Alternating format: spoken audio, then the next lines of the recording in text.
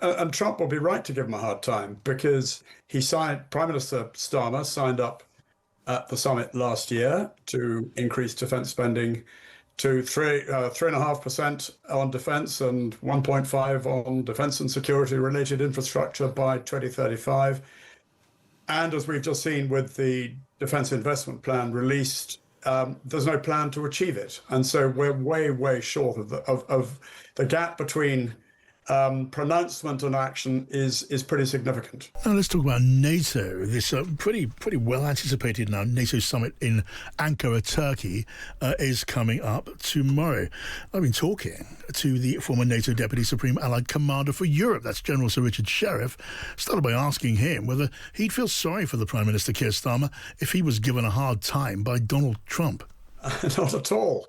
And Trump will be right to give him a hard time because Prime Minister Starmer signed up at the summit last year to increase defense spending to 3.5% on defense and 1.5 on defense and security related infrastructure by 2035.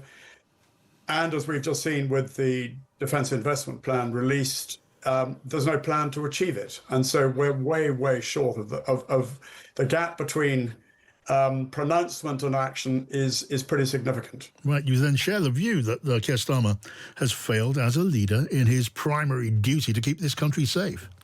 Yes, and he's also talked very eloquently in NATO circles and internationally about the need for nations to step up, member states to step up in defense terms to meet the threats of the age, particularly the threat from Russia. And he's demonstrated that he's fallen short. So I'm afraid no sympathy.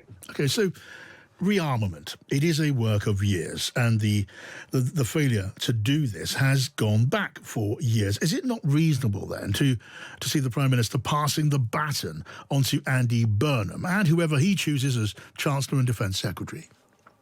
Yeah, there's a difference between passing the baton and a hospital pass in which the recipient gets man and ball, in the midriff. And that's precisely what he's done to Andy Burnham, or does to whoever takes over for him, because of the yawning gap. And you're right, it does take years. And this is not, the state of British defence is not the consequence of just 2 years of Labour. It's the consequence of 14 years of Tory-led governments and Labour before that. So this goes back 20 years. But nevertheless, with a will and determination, the direction of travel could be changed. And of course, what we have had from this Labour government is a very credible defence review last year, which laid out the challenges of future war and how Britain should meet those challenges. Of course, what we had recently with the Defence Investment Plan is that essentially, Keir Starmer has ripped up that defence review and come up with a different approach. Right, so with a will, you say, you are then expecting Andy Burnham and his Chancellor and his Defence Secretary to do a great deal and do it very quickly. Well, the jury's out. We'll have to wait and see what they say. That's what you're looking to them to do. Yeah, I mean, we are absolutely looking. It's essential that the new administration steps up to the mark. Whether it will, I think, is a bit of a long hope, forlorn hope, frankly. I can't see it happening. Why do you say that? Well, I don't think, assuming it is Mr. Burnham, here is not a man for whom defence is front and centre to his political beliefs, or at least on the face of it, they're not. No, look, Donald Trump, he has, as you know very well, he's been threatening to shift and to weaken the US military presence in NATO in Europe for years, and now even water down the commitment to America supporting European allies under attack under the NATO treaty. What signal does that send, General, to Vladimir Putin? It sends a signal that the principal ally in the alliance, the strongest ally in the alliance, is undermining collective defense, as indeed it sent a signal when America threatened to attack the territory of a NATO ally, Greenland, back in January. No, there's no question that Putin will be sitting back and watching a NATO that talks the talk, but has been undermined by America. And if I may say so, the so what out of this is that what we should be seeing at this alliance, at this summit, is European member states getting together, looking America in the eye, and making it 100% clear that they will meet the requirement to defend Europe conventionally on their own, with Europe and Canada together, and put in place a strategy to achieve that. Do you then consider, General, that war with Russia on mainland Europe is now likely? And if you do, how long does NATO have to prepare for that and to build its capacity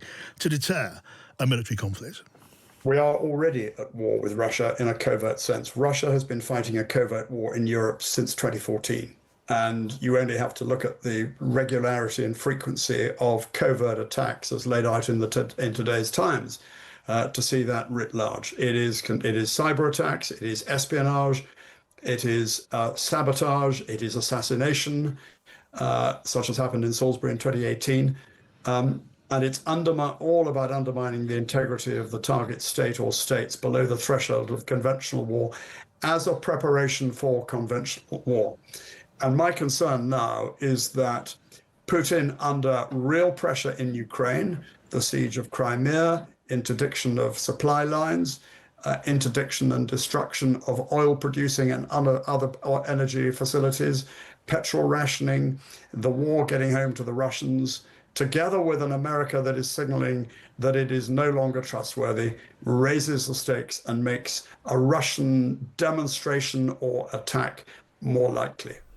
That's General Sir Richard Shirreff, the former NATO Deputy Supreme Allied Commander for Europe, talking to me just ahead of the show. Let's now get the thoughts of Oliver Moody, the Berlin correspondent for The Times. Hello to you, Oliver. Good afternoon. What are your thoughts when you're looking ahead to this Ankara NATO summit? Is Donald Trump reading the riot act to the NATO European partners? Is that going to be the main story of the day? I suspect it will be, partly over what he perceives as their feeble failure to fully back his strikes on Iran, and partly because of the failure of many nations to meet the 5% of GDP defence spending target. That said, it's not entirely clear whether he will confine himself to brusque rhetoric or whether he might try and introduce some punitive measures, as he proposed to do with Spain earlier this year when he suggested he might impose a trade embargo. OK, now, I guess the leaders of NATO and the Secretary General Mark Rutte are going to be having exactly that conversation, what might be expected to get from Donald Trump. And we can also expect, by the way, Mark Rutte, the Secretary General, to try to smooth things over. Absolutely. He has been unbelievably emollient. In fact, slightly too emollient for the taste of a lot of European NATO leaders who feel that he might have done a better job of representing their case to Donald Trump instead of simply trying to sort of smooth over every crack in the alliance. But Rutte's position has very much been that this is absolutely existential and that the core of his job is to hold the alliance together at this very difficult time. And if it then does come to American or presidential reprisals against recalcitrant, as he would see it, members when it comes to defence spending, what sort of measures are we talking about? Because some have already been floated, haven't they, over years? Yeah, well, I mentioned earlier that he had suggested he might cut off all trade relations with Spain. That's a very extreme example, but certainly Trump has repeatedly suggested that if allies were, in his words, delinquent on their defence spending, that is, if they were not hitting the targets that NATO has set, then he might not be prepared to come to their defence. Yes, under Article 5 of the NATO Treaty, that principle of collective security. And the leaders, are you picking up much of what the leaders are thinking about ahead of this summit? I'm guessing they will go out of their way to avoid any kind of confrontation. Absolutely. The point of NATO leaders' summits is not really to do a negotiation at all. It's to present unity and to show the alliance as a functioning organism. And therefore, their absolute priority will be to avoid the appearance of any open conflict, to ensure that President Trump feels that he leaves with more or less what he came to get.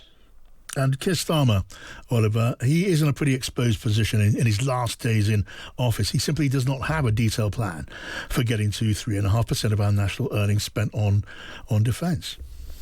He's by no means alone in that respect. There are a number of other European leaders who are turning up. Well, in Spain's case, they've refused to even recognise the 5% target for their country. But Britain is in a distinctive position because of its nuclear deterrent, because of its very high status in NATO, because of its position as a framework nation in the European end of the alliance. And so the expectations and the pressure are that little bit higher for Keir Starmer. Oliver, thank you. It's Oliver Moody there, the Berlin correspondent of The Times.